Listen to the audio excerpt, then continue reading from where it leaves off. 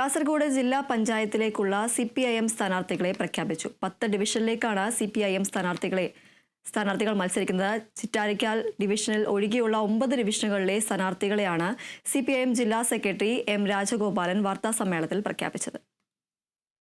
ചെറുവത്തൂരിൽ doctor Sareena Salam, മടിക്കയിൽ KB Sabeesh, കുമ്പളിയിൽ KB Yusuf, ദേലമ്പാടിയിൽ O വത്സല, ബേക്കലിൽ TV രാധിക, ചെങ്കളയിൽ സ്വതന്ത്ര സ്ഥാനാർത്ഥിയായ സഹബാനു സാഗർ, കുറ്റിക്കോലിൽ സാബു എബ്രഹാം, കയ്യൂരിൽ ഒക്ലാവ് കൃഷ്ണൻ, പൊത്തികയിൽ KA മുഹമ്മദ് ഹനീഫ എന്നിവരാണ് CPM സ്ഥാനാർത്ഥികൾ.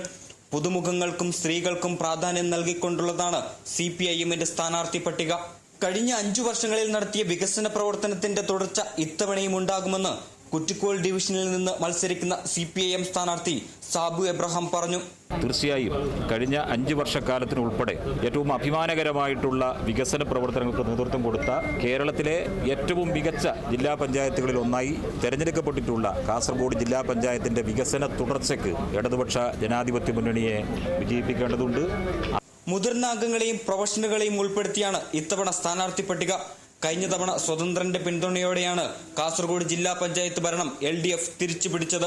ഇത്തവണ സിറ്റിംഗ് സീറ്റിൽ വിജയിക്കുക എന്നതിലുപരി കൂടുതൽ സീറ്റുകൾ നേടുക എന്നതും പ്രധാനമാണ്. Kerala vision news, Kasaragod.